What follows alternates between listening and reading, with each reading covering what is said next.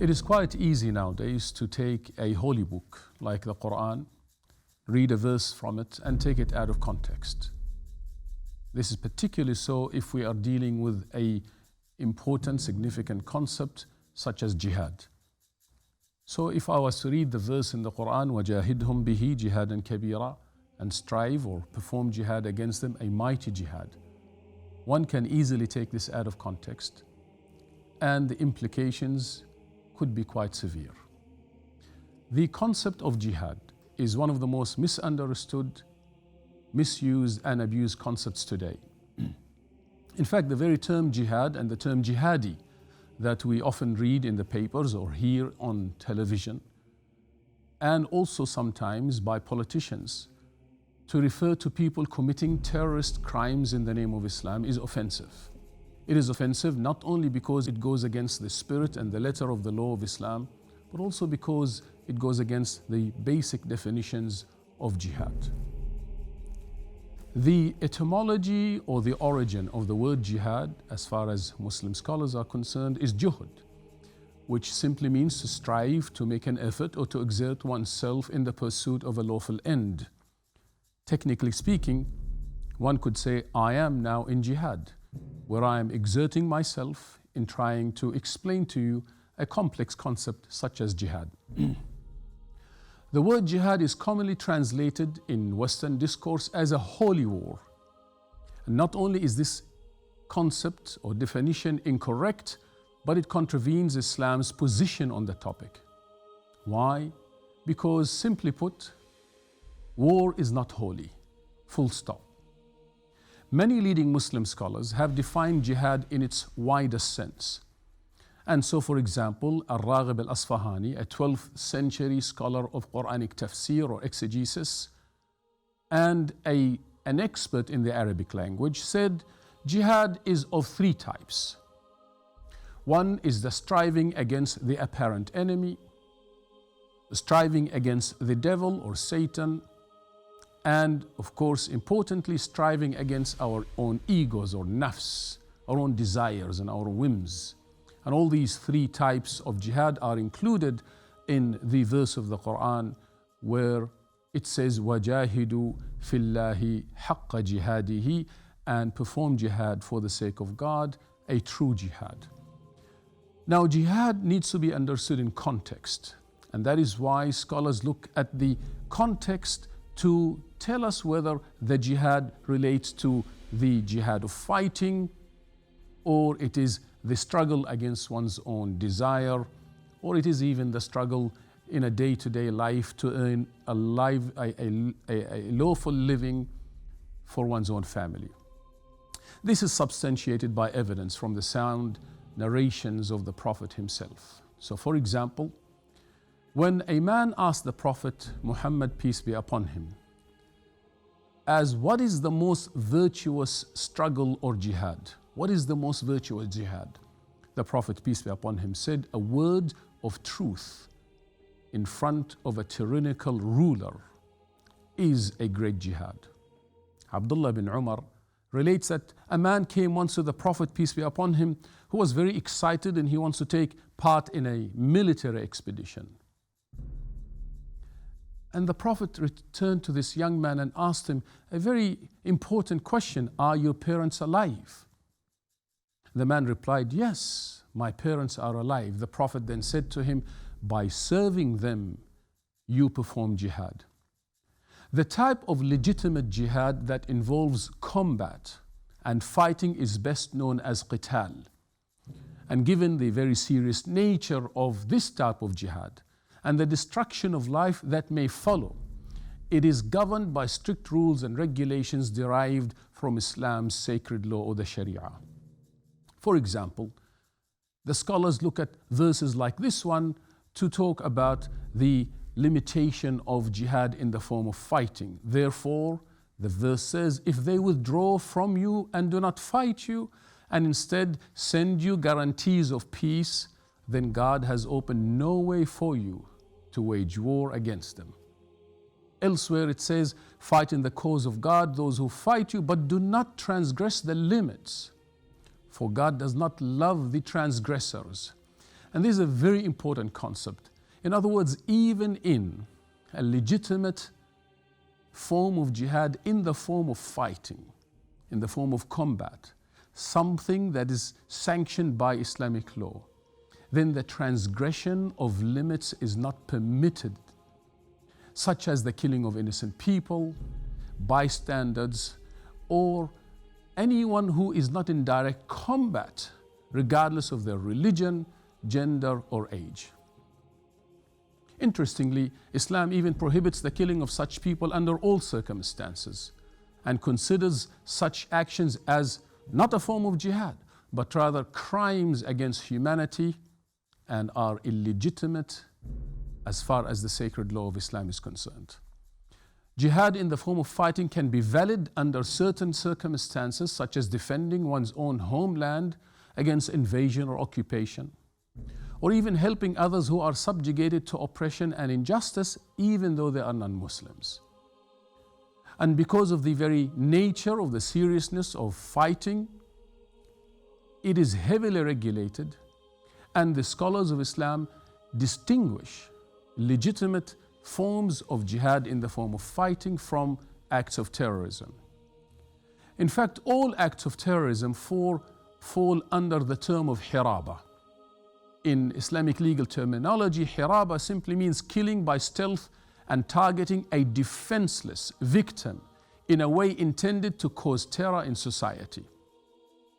And so in determining whether an act is a legitimate act of jihad, or it is an act of terrorism or a crime, Muslim jurists and scholars look at three particulars. And these are very important particulars that often even Muslims are unaware of. The first of these legal particulars is the target or the maqtul.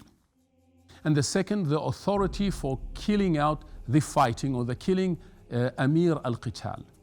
And the third is the way in which the killing is carried out or the fighting is carried out, maqtul bihi. Essentially, if the target is an innocent person, a non-combatant or a bystander, then the act is considered prohibited in our sacred law. And this opinion is not a new opinion. It is an opinion that is based on a well-known principle in Islamic law, a dhabit, that simply says it is not permissible to kill the opponent's women and children if they are not in direct combat. And this is based on the prophetic prohibition on soldiers from killing women and children, from the well-known hadith of Ibn Umar radiallahu anhu, may God be pleased with him, as narrated by Imam Malik, Imam al-Shafi'i, Ahmad, Bukhari, Muslim, Ibn Majah, Abu Dawood, At-Tirmidhi, Al-Bayhaqi, and so many others. In other words, there is no doubt about this principle in our sacred law, that the killing of innocent people, regardless of who they are, and regardless of what justification one may come up with, such acts are prohibited in our sacred law. Imam al-Subki, for instance, a 13th century famous scholar, he was a hadith master, he was a jurist, he was a Quranic exegete or commentator of the Quran, he was the chief judge of Damascus. And I say all of these qualifications simply to make a point that this was a man who was of immense scholarship. He made it unequivocally clear that what scholars have understood from this prohibition, in which the standard rule of engagement taken from it is this: a Muslim soldier may not kill any woman or any children unless they are in direct combat, and they can only be killed in self-defense. This is a standard principle in our jurisprudence, upon which there is consensus of opinion among the scholars. The nature of this prohibition is so specific and well defined that there can be no legal justification, nor can there be a legitimate Sharia excuse for circumventing this convention of war by targeting non-combatants or civilians whatsoever. In other words, you cannot, under the guise or the label of anything to do with Islam, justify the killing of innocent people or justify the killing of people who are not in direct combat with you, regardless of the excuse and the justification. Secondly, the question of declaring war or not is entrusted to the executive authority and to its decision. Islam came to regulate lives, and we believe that God has given us a divine law to regulate and facilitate our lives, to bring order to our life, not to bring chaos and anarchy. And therefore, in a very important matter such as the declaration of war or the signing of peace treaties, it did not leave this matter to the whims of individuals or groups, but rather it is to be with the executive authority and its decisions. And compliance with that decision is the subject's duty with respect to what the authority has deemed appropriate in this matter. Furthermore, Muslim scholars throughout the ages have always told us that the executive or its subordinate authority has the option of whether or not to declare the war. What is happening nowadays in some of the Muslim countries, unfortunately, where you find groups of people emerging, declaring war against others, is problematic from the viewpoint of our sacred law. For the most basic legal reason, or the illa asliya, is that this matter, the matter of declaring war or not, is one that involves the public interest, and thus consideration of it belongs only to the authority. And all of this is based on a basic principle, a qaida, a principle in Islamic law, that the decision or the decisions of the authority on behalf of the subjects are dependent upon the public good. In other words, anything that we say or anything that we do, we must always consider the public good, the public interest, especially in a matter of declaration of war. And so the authority must act for the greatest advantage of all of its Muslims or Muslim subjects when it makes decisions regarding war and regarding peace. In Islam, there is an ethical principle that says the ends do not justify the means. We don't believe that the means justify, one can use any means to justify an end.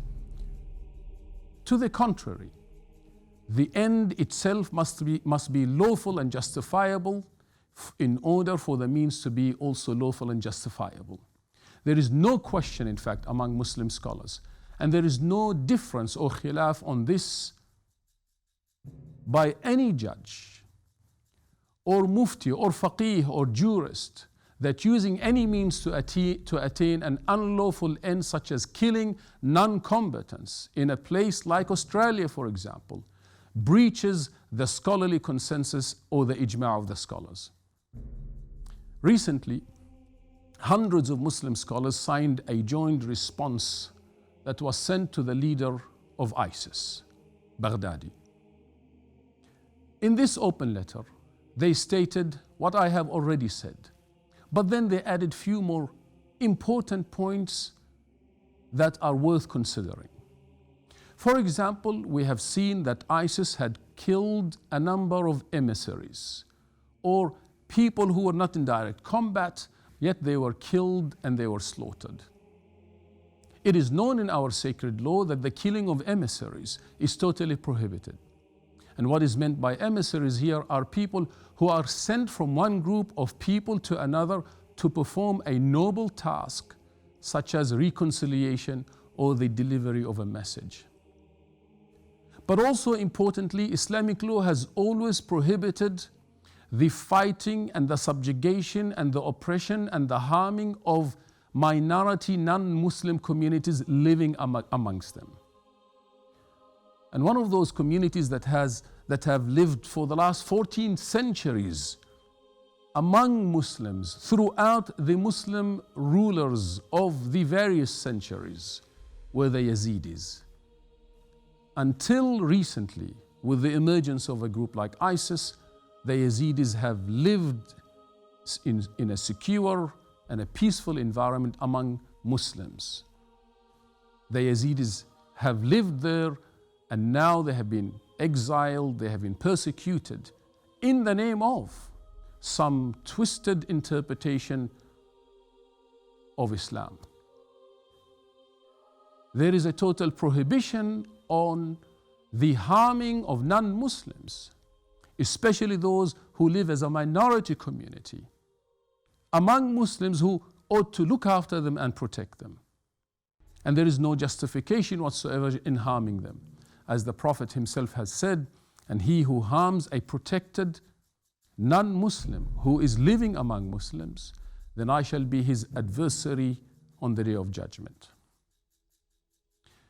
Anyone, therefore, who looks at the depth of definition and meaning of jihad in Islam will find that the Sharia or the sacred law has a broader definition of jihad that is wider than the meaning of military confrontation. Yes, we cannot deny the fact that Islam allows fighting and combat when necessary under certain circumstances that needs to be heavily regulated with the rules of engagement. The Sharia distinguishes between legitimate jihad and acts of terrorism that breach the fundamental rules of Sharia agreed upon by scholars and jurists. When making this distinction, it is always important, the scholars tell us, to examine the target. If the target is innocent person, anywhere and anytime, then that act is illegitimate and is considered prohibited in our faith.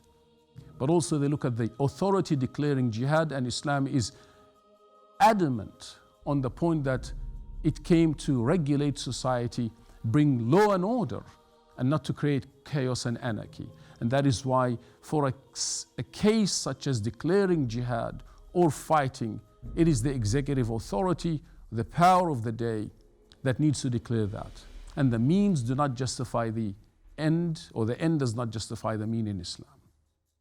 There are many fatwas or legal opinions that have been issued of recent time condemning acts in the name of Islam that end up killing innocent people, bystanders, under the guise of jihad. Unfortunately, however, often these statements by leading Muslim scholars do not make it in the media, for it is not sensational enough perhaps. And that is why often we get asked, why don't Muslim scholars speak more against acts of terrorism? To this I reply that the Muslim community and Muslim scholars have condemned acts of terrorism again and again and again, and have been trying and have done on many platforms to distinguish between jihad and terrorism. Thank you for listening.